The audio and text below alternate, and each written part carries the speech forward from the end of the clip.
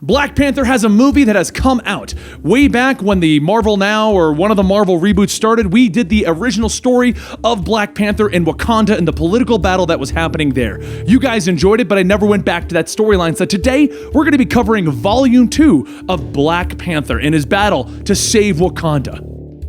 In our last video, we watched as T'Challa was forced to defend his country against a terrorist group known as the People, led by the shaman Tetu and Zensai. Using their power of influence, Tetu and Zensai planted the seeds of fear and hate, bringing the uprising of a revolution to the villages of Wakanda. But not only does T'Challa have to watch as even his closest guards leave his side, he is pushing everything to the side to try and bring his sister Shuri from the land of the dead. In the recent events of the suicide bombing on the Golden City, T'Challa has sought out the aid of Eden Fesai, the former Avenger Manifold, to help reduce the terrorist threat. Together with Manifold and trusted advisor Achille, they've led attacks on Tetu and Zensai strongholds in search for them and answers. During their 5th raid, T'Challa has been feeling himself less forgiving, even against his own countrymen. But before T'Challa can deliver the fatal attack on one of his soldiers, he's stopped by Achille, and with no words spoken, T'Challa knew he had to stop. There was so much rage, hate, shame. These are the things that he must master before he can become the master of him.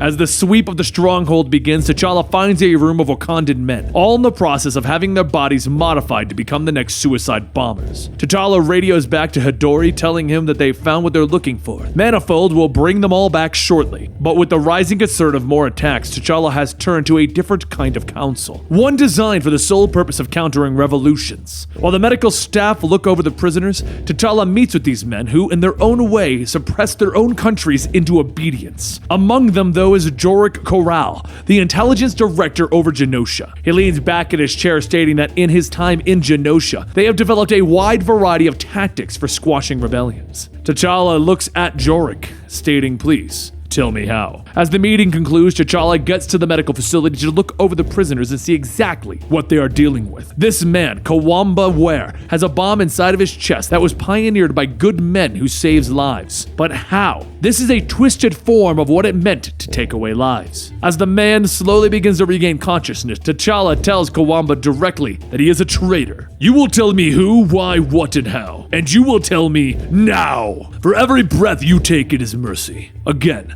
who, why, what, and how? Any hope you have left rests on those questions." Kawamba asks, "Hope? You speak of hope? All hope died when Namor killed my village. It died when the Black Order forced my brother to beg for death. Where were you when your country needed you, gallivanting with the Avengers, bedding down with the Weather Witch? Your reign as king has made a mockery of hope." T'Challa begins walking around the table, asking his brother, "Kawaka, do you honor him?" Kawamba shouts, "How dare you speak that name?" But T'Challa tells him, "I asked a question. You committed yourself to be a killer of Wakandan babies and market women. As king, every time I fail, whenever Wakandans die, some part of me is lost. I knew Kawaku. He loved to swim in the river. He won wrestling tournaments, carried his brothers upon his shoulders. Then evil came and reduced him. You didn't just kill him.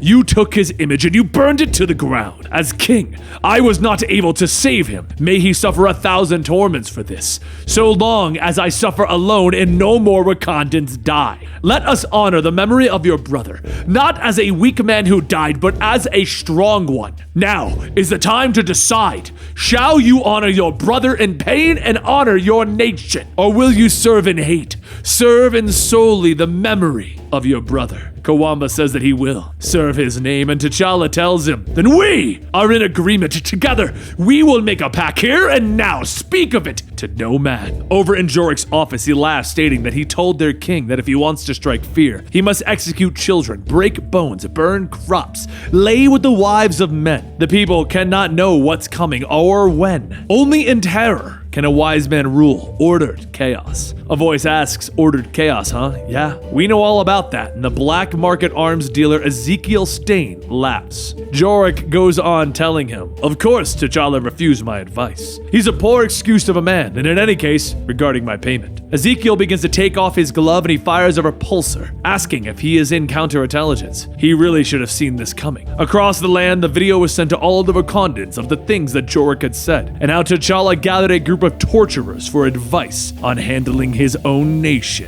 Shortly after the video smearing T'Challa's name spread throughout Wakanda, Hadori quickly holds a meeting to discuss the situation at hand. He explains that to make matters worse, Changamir has been telling his students that the United Nations will not sit idle while a ruler seeks to massacre his own people. Hadori then goes on stating that the heretic proposes to end the rule of the Panther and elevate anarchy in its place. T'Challa tells him no. What Changamir proposes is the end of monarchs and replacing it with the people. However, even still, they still have other threats to worry about. As T'Challa gets up, he walks to the screen, changing the image to Ezekiel Stain, stating that he has the scent of him and his master. Once they cross, we will attack. For now, though, we will proceed with the planned strike of the Jabari lands. Chaos in the air of this revolt. We will smother it with order. Our order! Later, over in the Jabari lands, Aneka of the Midnight Angels calls her sister to rally against the men who will come and take up arms against them. Their brothers have raised the black flag, and so shall they! Once they were slaves to the Orphan King, but no more! Once the women gather, Ao points to the sky and throws her scepter, hitting the oncoming War Dog's plane. As it explodes, the War Dogs parachute out and open fire on the Midnight Angels. Many of the angels are hit, and Ao begins to retreat with the wounded. Once the War Dogs corner them, Aneka says that they must fight them. They must fight back. Let them live forever as dead women should. As everyone turns to fight, the shooting suddenly stops, and all of the War Dogs begin to drop their weapons, stating that they didn't want to do this. They didn't want to rage war on their sisters. From behind, Tetu tells the women that he would not become too comfortable with their confessions. As for these men, she promised them no mercy, but having heard the softness in their hearts, it is hard for her to locate that hard place in her own heart. Tetu tells her, understandable and humane, but some advice. You should never leave an enemy behind. They will rise to strike you again, unburdened by your notions of humanity. Later, at the base of the people, T'Challa gets notice from Kawamba that now it is time to strike, and Manifold quickly teleports T'Challa to Kawamba's location. After sending a message back to Hadori, telling him to be ready, T'Challa jumps down from the rafters to begin his raid. He fights, but then he is struck in the back of the head and he's pulled away in chains.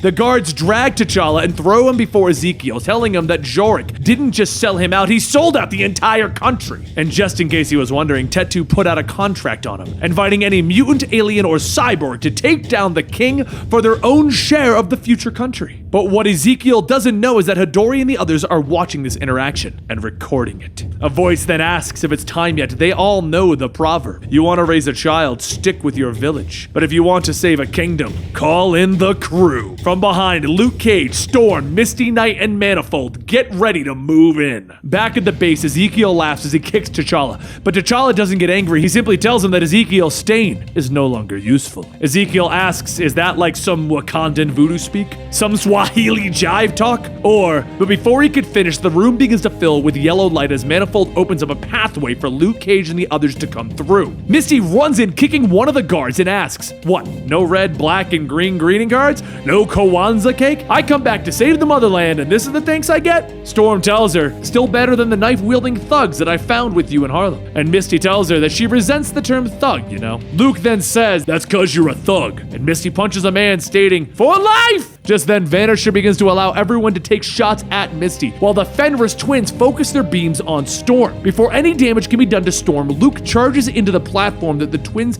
are standing on, causing them to fall. As everyone gets back on their feet, Ezekiel holds out his hand, charging the repulsor blaster, telling everyone that the game's end here. But before he could fire, T'Challa kicks his legs out from under him, and he gets back up asking, really? You're gonna fight me with both hands tied behind your back? And T'Challa looks him straight in the eyes and tells him, yes. Meanwhile, elsewhere, two guards escort Changamir through the woods, and he looks up to see Tetu sitting on a stone throne with Zenzai. Tetu gets up, stating that he has called him here so that he might see the world that his wisdom has made. It is he who liberated them, forcing them to see. Changamir tells him that he never needed any forcing. He always trusts that he would see what was needed. However, he believes that brutal power must be opposed. Every Wakandan that is murdered is a blight on his soul. Zenzai then says that they will bring freedom to Wakanda, though it is doubtful that any of them will live to see it. So come with them and become martyrs for their cause. Die not in remorse, return not to the essence, regretting the fires that you may not have lit, or the chains that you could have broken. Come with me. Back at the people's base, Ezekiel fires off a blast, stating that he's got news for him. It will be him who is the king of Wakanda. Their country needs him. As T'Challa is knocked down, he releases a blast into the ground, knocking Ezekiel away. T'Challa then quickly jumps up and begins kicking Ezekiel, asking, what is it that you were saying about becoming becoming king. Ezekiel then calls out to Vanisher, but before T'Challa could get any closer, the two fade away. T'Challa then tells the others to get the Fenris twins before they also begin to fade. Manifold asks if he's got their scent, and T'Challa tells him no. There's something or someone masking them. T'Challa turns back to thank everyone for their help and then looks over at one of the guards, seeing Kawambi, and tells him thank you for your help. Back in the forest, Zensai tries to influence Changamir to join them, but before agreeing, he says that he cannot. He came here to say he's sorry for what he's done, having them act out this way. He has lost his last chance to set them on the path by which they honor their ancestors. Tetu tells him that he does honor them. He is the liberator of the children of Wakanda, but Changamir tells him no, he is their murderer. It pains him to know that he contributed to this. Zensai begins forcing her influence, but before any damage could be done, Tetu stops her, telling her no. Changamir stands back up, stating that they say they oppose kings, yet they act no different from them. That they say that they are at war with tyranny, but they are also at war with their own. Tetu then quotes, "What is our remedy against a robber who broke into our house? We burned down the house with the robber inside." Later at the Necropolis engineering lab, T'Challa stands waiting, and after a few moments, Manifold appears behind him. Manifold tells him that everyone has been brought back home safe and sound, and T'Challa says good. Manifold then asks if it's time, and T'Challa says yes. After letting out a long sigh, Manifold says okay, let's go get her. The two get into large mechanical suits, and T'Challa says that he built this transverse brace to push his powers beyond their native plane. He is certain that it can get them there, but after that, he can make no promises. Manifold tells him that he knows the risks. They might not even find her, or find her but can't get to her. They might not even make it back at all. But it's his sister, and this is what they have to do. There is no need to convince him. They will go to the land of the dead. The suit closes on T'Challa, and he asks if he said that it wasn't him he was trying to convince. T'Challa presses the button, and as Manifold's power fills the room, the two are separated from their mortal bodies, and they traverse the realm beyond. The memories of Shuri's demise play through T'Challa's mind, and afterwards she became the living dead. He has to get her back. T'Challa then tells Manifold that after she returned from the final incursion, he was different. His Panther senses were augmented even more, saw things that no others could. The more familiar that he was with the scent, the further he could track it. But for Shuri, there was no trail. He had looked through this doorway across time and space, past galactic wonders, and then she was found in the long-forgotten place. However, I could only look through the door, which is why I needed you. There is danger in this, and we may not return. But if that were to happen, I would be dooming my nation. I would give my life for the nation, but not the life of my sister. I will not be parted from my own blood. As the two drift through the different planes, they are suddenly pulled towards the light and they return back home. Manifold gets out calling to T'Challa, and T'Challa tells him, look, Shuri is gone. And then a voice says that she is here, T'Challa, and she is sorry, brother. She has discovered nothing, but she remembers everything. Shuri stands up behind them, already dressed for battle. There you have it. We've started the story up once again. This brings us to the end of Volume 2, but don't worry, it gets even more epic as the actual war is going to be going on in Volume 3. That is coming up very soon, so don't forget to subscribe and let me know in the comments down below what you think of the Black Panther comic books and what you think of the movie. If you want to know my honest opinion about the Black Panther comic books, normally we don't cover them because I either find them too political or they completely ignore what's interesting about Black Panther, turning him into Marvel's Batman. But hey, that's just my opinion. This story does get pretty good, and I hope you guys enjoyed.